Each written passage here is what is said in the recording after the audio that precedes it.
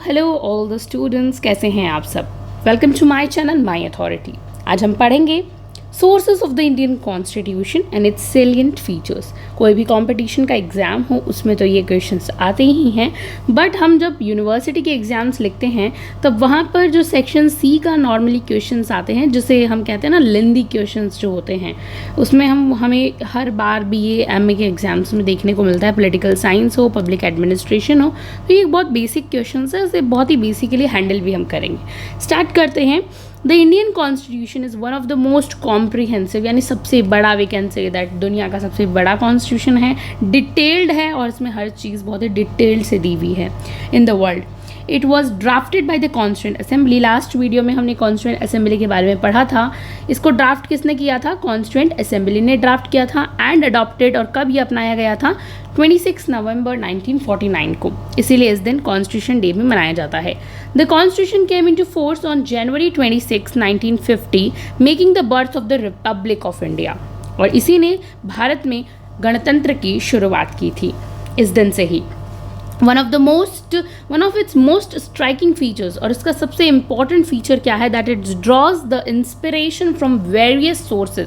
और ये जो हमारा कॉन्स्टिट्यूशन है ना इंडिया का, इसका इंपॉर्टेंट फीचर्स हम जिसे कहते हैं स्ट्राइकिंग फीचर, वो क्या है कि इसकी जो इंस्पिरेशन है वह बहुत अलग अलग सोर्सेज से ली गई है, including the constitutions of different countries. हमने बहुत सारी डिफरेंट कंट्रीज से उनके फ्रेमवर्क्स को स्टडी किया, फिर हमने बेस्ट ऑफ द, हम कहते हैं ना, सबसे मिलाकर वी कैन से दैट सार रूप से हमने सबको बहुत अच्छे से हमारे कॉन्स्टिट्यूशन को बनाया है। Historical legislative frameworks of India, ये हमारा एक ऐतिहासिक वैधानिक फ्रेमवर्क है।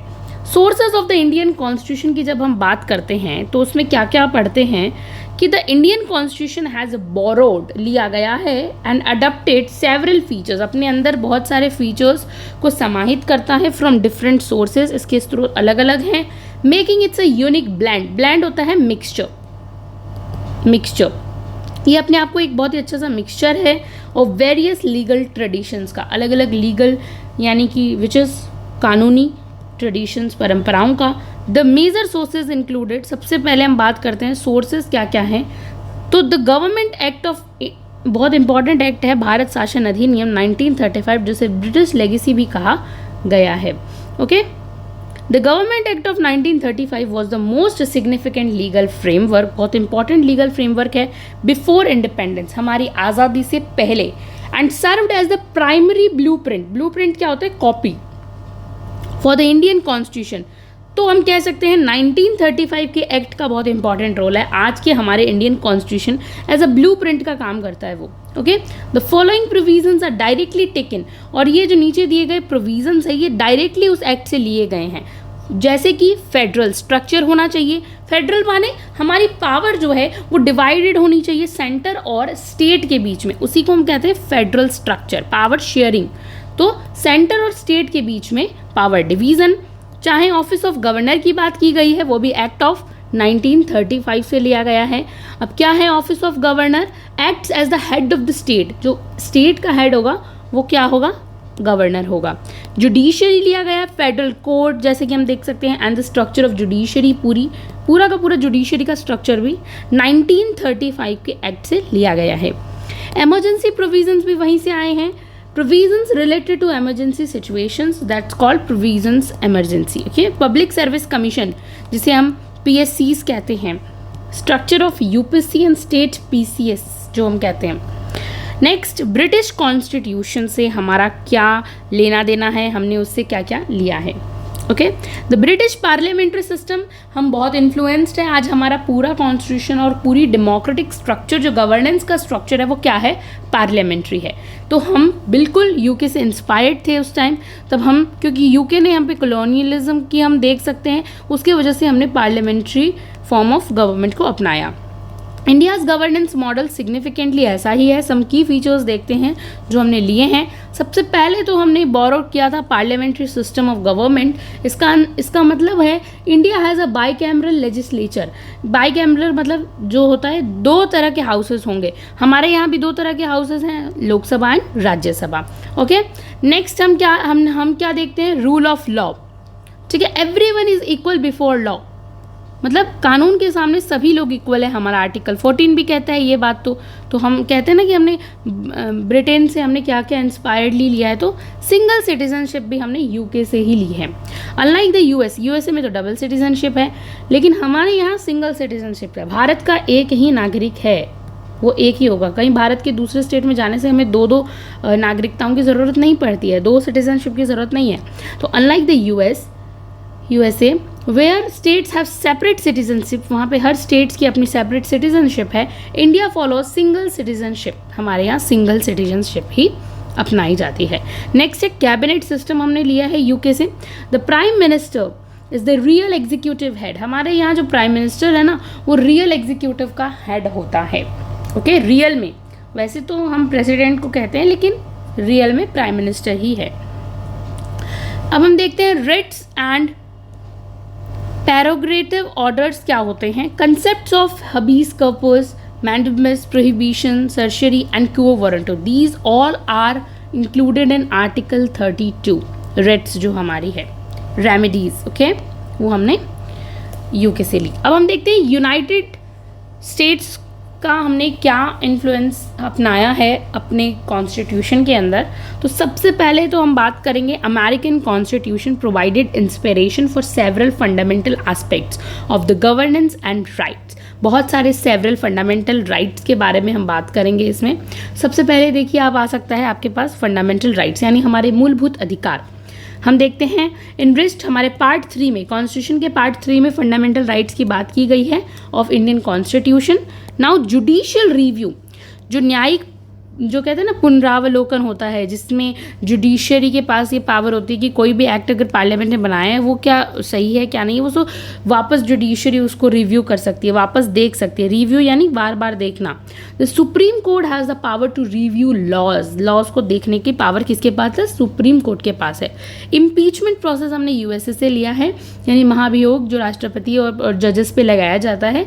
इम्पीचमेंट प्रोसेस होता है प्रेसिडेंट एंड जजेस का। नेक्स्ट हम देखते हैं जिसे उनके कोई गलत काम अगर वो करें तो उन्हें हटा सकते हैं, ये है इम्पीचमेंट प्रोसेस। इंडिपेंडेंट जुडिशरी, जो हमारी न्यायपालिका है वो स्वतंत्र होनी चाहिए। द जुडिशरी इज सेपरेट यानी अलग होनी चाहिए फ्रॉम द एग्जीक्यूटिव, कार्यपालिका से, एंड लेजिस्लेचर यानी विधान पालिका से भी अलग होनी चाहिए। Okay, now vice president's role भी हमने यूएसए से ही अडॉप्ट किया है, similar to the US vice president. जैसे यूएसए में वाइस प्रेसिडेंट होते हैं, India vice president is the chairperson of the Rajya Sabha.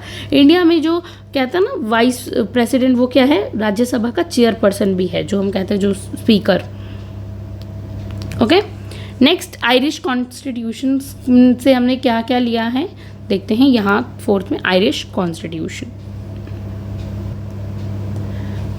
Ireland constitution provided 2 crucial elements. जो आयरलैंड की कॉन्स्टिट्यूशन है वो 2 इंपॉर्टेंट क्रूशियल एलिमेंट्स हमें प्रोवाइड करते हैं। सबसे पहले DPSP यानी directive principles of the state and policies, जो हमारे इंडिया के कॉन्स्टिट्यूशन के कौन से पार्ट में है? पार्ट 4 में है। Okay, principles that guide governance, और ये किस चीज़ को गाइड करते हैं? DPSP प्रिंसिपल गाइड करते हैं गवर्नेंस को, सरकार को, in achieving socio economic justice, किस तरह से सामाजिक आर्थिक जस्टिस, न्याय हम प्राप्त कर सकें, ये सरकार को इंस्पायर करते हैं, गाइड करते हैं। These are the principles. Okay, next हम देखते हैं method of the presidential elections. हमने कहाँ से लिया है? आयरिश कॉन्स्टिट्यूशन से लिया है, जिसमें क्या है? Indirect elections through an electoral college, कि हमें पता होना चाहिए प्रेसिडेंशियल का इलेक्शंस एक अलग इलेक्टोरल कॉलेज के माध्यम से किया जाता है और इनडायरेक्ट होता है, डायरेक्ट नहीं होता है। ठीक है, ये भी हमने आयरिश कॉन्स्टिट्यूशन से इंस्पायर है। अब हम देखते हैं कैनेडियन कॉन्स्टिट्यूशन से हम कैसे इंस्पायर्ड है। कनाडास क्वासी फेडरल, क्वासी यानी अर्ध संघीय जिसे कहते हैं, ना पूरा संघीय स्ट्रक्चर है और ना ही पूरा यूनाइटरी, अर्ध संघीय हम कह सकते हैं इसे।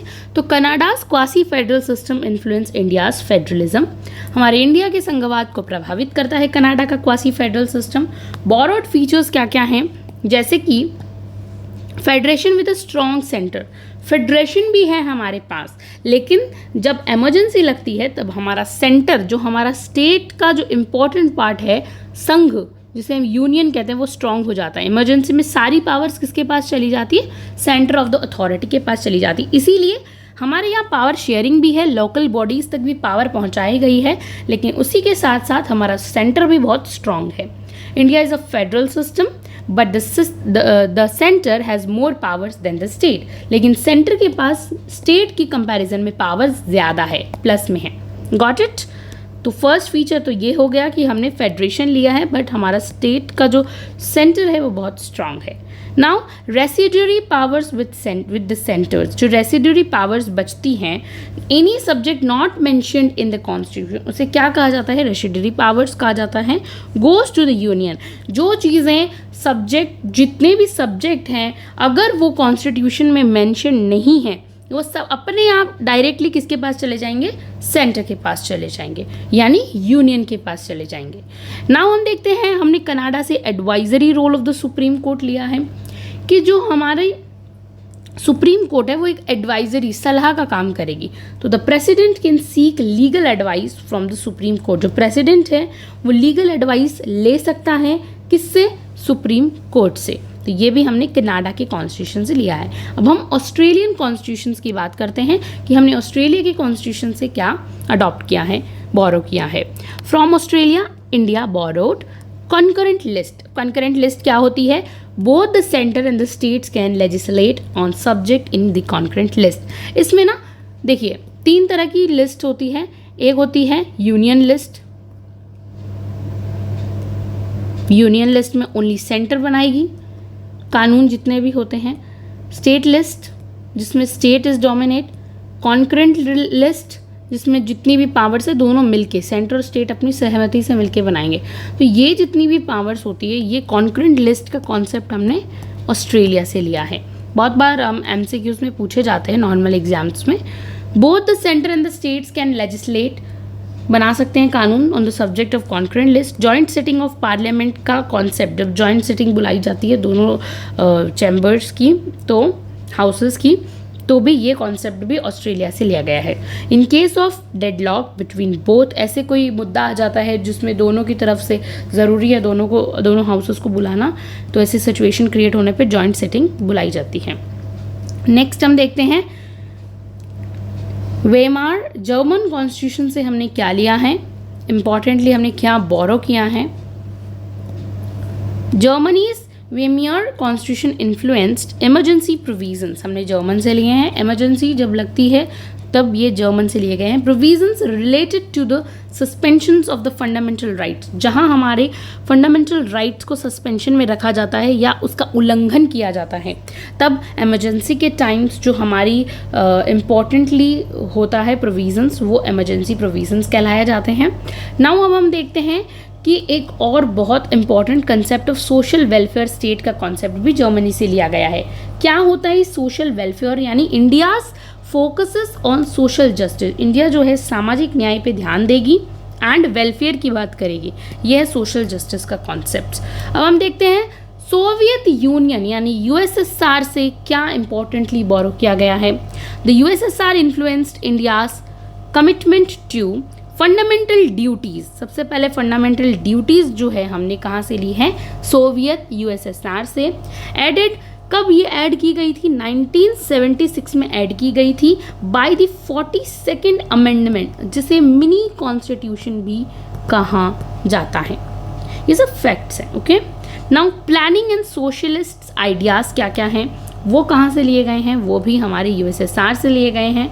इसका मतलब है अडॉप्शन ऑफ प्लान्ड इकोनॉमी, जो हमारी इकोनॉमी है वो प्लान्ड होनी चाहिए पूरी एंड फोकस करनी चाहिए सामाजिक न्याय पर। Okay, social justice mainly important है। फिर हम देखते हैं फ्रांस के कॉन्स्टिट्यूशन से हमने क्या क्या बोरो किया है। फ्रांस का constitutions contribute the ideals of liberty, equality and fraternity. इसका मतलब है these principle are mentioned in the preamble, और ये हमारे प्रीएम्बल में भी मेंशन्स हैं। ये तीनों लिबर्टी यानी स्वतंत्रता, समानता और बंधुत्व की भावना, वो हमने कहाँ से ली है? फ्रांस से ली है। Got it. नेक्स्ट हम चलते हैं साउथ अफ्रीका के कॉन्स्टिट्यूशन से हमने क्या क्या बोरो किया है। तो हम उस सिस्टम से अमेंडमेंट प्रोसीजर वहाँ से लेकर आए हैं कि कॉन्स्टिट्यूशन में अगर हमें कुछ बदलाव करने हैं, बहुत अगर रिजिड है हमारा कॉन्स्टिट्यूशन, ज़रूरत है बदलाव की, तो हम उसमें संशोधन कर सकते हैं, अमेंड कर सकते हैं। The flexible and the rigid nature of constitutional amendments. Okay, तो ये हमारे थे कुछ इंपॉर्टेंट सोर्सेज। अब हम देखते हैं silent features of the Indian constitution का, कुछ important silent features. The Indian constitution is a unique, बहुत यूनिक लगा ना आपको? आपने इतने सारे देशों को स्टडी किया बहुत डिटेल से, तभी तो 2 साल 11 महीने 18 दिन लगा। हमने किया क्या? हमने हमारे ड्राफ्ट को हमने बहुत सारी कंट्रीज़ को स्टडी किया, बेस्ट ऑफ द बेस्ट चीज़ें हमने ली है, ताकि हमारा जो है एक ब्लेंड अच्छा तैयार हो जाए, एक मिक्सचर अच्छा बन जाए, ताकि हम हर चीज़, हर गोल को ईजिली प्राप्त कर सकें। सो ये कॉन्स्टिट्यूशन बड़ा यूनिक है इन मेनी वेज, अलग अलग वेज में, टू इट्स कॉम्प्रीहेंसिव नेचर, चाहे आप इसका विशाल रूप देख लीजिए, इट्स डिटेल्ड स्ट्रक्चर और फ्लेक्सिबिलिटी देख लीजिए। द की फीचर्स इंक्लूड, इसमें कुछ इंपॉर्टेंट की फीचर्स हैं। सबसे पहला की फीचर क्या है, आप देखिए, लेंथीएस्ट रिटन डॉक्यूमेंट है। हमारा जो कॉन्स्टिट्यूशन है वो बहुत ही लेंदी है, नो डाउट, क्योंकि इतने सारे फीचर्स हैं उसके अंदर और इतना सब कुछ हमने इंक्लूड किया है, ये एक्चुअली बहुत लेंडीएस्ट है वर्ल्ड का, ठीक है। तो द इंडियन कॉन्स्टिट्यूशन ओरिजिनली उसमें 395 आर्टिकल्स ही थे जब ओरिजिन में, स्टार्टिंग में, लेकिन 8 स्केड्यूल्स थी। अब आज हम प्रेजेंट में देखें तो 470 आर्टिकल्स हैं और 12 स्केड्यूल्स हमारे पास हैं आफ्टर मल्टीपल अमेंडमेंट्स, क्योंकि हमारे संविधान में बहुत सारे अलग अलग संशोधन हुए हैं। It is the longest written constitution in the world, ये वर्ल्ड का सबसे लॉन्गेस्ट कॉन्स्टिट्यूशन है, साथ ही साथ रिटन भी है, लिखा हुआ सबसे बड़ा। Next, parliamentary system of government, ये भी इसका एक फीचर है, ठीक है। जब भी फीचर्स पूछे तो आप ये लिख सकते हैं। India's follow a Westminster style parliamentary democracy where the president is the nominal head, जहाँ पे राष्ट्रपति जो होता है वो एक नॉमिनल हेड होता है, लेकिन प्राइम मिनिस्टर एक रियल एग्जीक्यूटिव हेड होता है। ये इसका फीचर है। तो सेकंड फीचर हमने पढ़ा parliamentary system of government. Third है फेडरल स्ट्रक्चर विद द यूनाइटरी बायस, यानी हमारा स्ट्रक्चर तो फेडरल है लेकिन यूनाइटरी भी है, तो मिला के दोनों क्या बने, क्वासी फेडरल। ओके, तो क्वासी फेडरल के अंदर हम पढ़ेंगे इंडिया हैज़ 3 लिस्ट्स, हमने देखा था 3 लिस्ट हैं। फर्स्ट है यूनियन लिस्ट जिसपे सेंटर गवर्न्स करती है, स्टेट लिस्ट जहाँ राज्य पावर्स गवर्न करती हैं, कॉन्करेंट में दोनों मिलके काम करती हैं, ठीक है। The centre has stronger powers, कुछ इम्पॉर्टेंट इमरजेंसी के टाइम सेंटर बहुत स्ट्रॉन्ग हो जाता है। Okay, fundamental rights part 3 very important और the most important part of the constitution, guarantee to all citizen, सभी नागरिकों को यह अधिकार देना कि उन्हें उनकी व्यक्तिगत अधिकार मिले हुए हैं। Includes right to equality, right to freedom, right against exploitation, right to freedom of religion, culture, educational rights, right to constitutional remedies, इन सबके अधिकार मिले हुए हैं। Directive principles of the state policy, ये गवर्नमेंट के कुछ प्रिंसिपल हैं जो आयरलैंड से लिए गए हैं, जैसा कि हमने ऊपर पढ़ा था। The government policy making to god ensure the social justice. फिर फंडामेंटल ड्यूटीज़ जो हमने ऐड की है 42nd अमेंडमेंट 1976 में, और these duties remind citizens of their responsibility, और ये ड्यूटीज़ जो है ये सिटीजन्स को उनकी ड्यूटी याद दिलाती है कि वास्तव में उनकी ड्यूटी क्या है। इंडिपेंडेंट जुडिशरी हमारा एक फीचर है, साथ ही साथ judicial review. The judiciary is independent, हमारे यहाँ न्यायपालिका स्वतंत्र है एग्जीक्यूटिव से और लेजिस्लेचर से, इन दोनों का उस पर कोई प्रभाव नहीं है, ठीक है। The Supreme Court has a power of judicial review, Supreme Court के बाद जुडिशियल रिव्यू का पावर है। यूनिवर्सल अडल्ट फ्रेंचाइजीज क्या होती हैं? Every citizen above 18 years of age, 18 साल से ऊपर जितने भी लोग हैं उनके पास राइट टू वोट है, और इसी को क्या कहा गया है, यूनिवर्सल अडल्ट फ्रेंचाइजीज। फिर हम देखते हैं इमरजेंसी प्रोविजंस क्या होते हैं, जो आपातकाल में हमारे इम्पॉर्टेंट कुछ हमारे प्रोविजंस हैं, जैसे कि president can impose an emergency under certain conditions, जो प्रेसिडेंट राष्ट्रपति है कुछ सर्टेन कंडीशंस के अंदर इमरजेंसी हम पर लगा सकते हैं। फॉर एग्जांपल नेशनल इमरजेंसी जिसका आर्टिकल 352 है, ड्यू टू वार और एक्सटर्नल एग्रेशन, कोई भी अगर दूसरी कंट्री हम पर आक्रमण करती है उस टाइम हमारे जो है यहाँ इमरजेंसी लग जाएगी, और इसे आर्टिकल 352 कहा गया है। स्टेट इमरजेंसी 356 के अंदर है। प्रेसिडेंशियल रूल जिसे कहा था स्टेट में राष्ट्रपति का शासन लग जाना। फाइनेंशियल इमरजेंसी इकोनॉमिक क्राइसिस के दौरान लग सकती हैं, आर्टिकल 360 में मेंशन है, ड्यू टू फाइनेंशियल इंस्टेबिलिटी, जब फाइनेंशियल इंस्टेबिलिटी होगी तब। फिर हम देखते हैं सिंगल सिटीजनशिप है हमारे यहाँ, बहुत इंपॉर्टेंट है। Unlike the US which allow dual citizenships, India follows single citizenships for national unity. पूरे राष्ट्र को एक सिंगल नागरिकता में बांध के रखने के लिए हमारे यहाँ एक ही सिटीजनशिप है। Reservation and social justice policies में हमारे यहाँ हैं, like ST, SCs, OBCs, minorities के लिए अलग अलग उन्हें स्पेशल प्रोविजंस दिए गए हैं। नेक्स्ट सेक्युलर स्टेट है, यहाँ किसी भी पर्टिकुलर रिलीजन नहीं है, इंडिया के स्टेट का कोई अपना धर्म नहीं है, सभी धर्मों का यहाँ इक्वली रिस्पेक्ट किया जाता है। तो no official religion, treats all equally. Conclusion देखते हैं, India's constitution is a remarkable document, बहुत इंपॉर्टेंट है। Drawing various global sources while adapting them to unique needs. Its salient features ensure democratic, sovereign, socialist, secular republic nation. The constitution's flexibility is evolved through the amendments. जहाँ हमें amendments देखने को मिलते हैं वहाँ हम कह सकते हैं yes, हमारा constitution जो है बहुत flexible है, making its relevant even today। और आज भी इसकी important relevance बनी हुई है, प्रासंगिकता है। हम हर काम कॉन्स्टिट्यूशंस के अकॉर्डिंग करते हैं। It is a living document, ये एक जीवंत डॉक्यूमेंट है that continues to guide India's political and legal frameworks. आज भी हमें ये गाइड करता है जैसे कि कोई टीचर गाइड करता है। तो लिविंग है भाई, जिंदा है और अमेंडमेंट हो रहे हैं जैसे ज़रूरत है वैसे ही। Thank you so much for watching this video.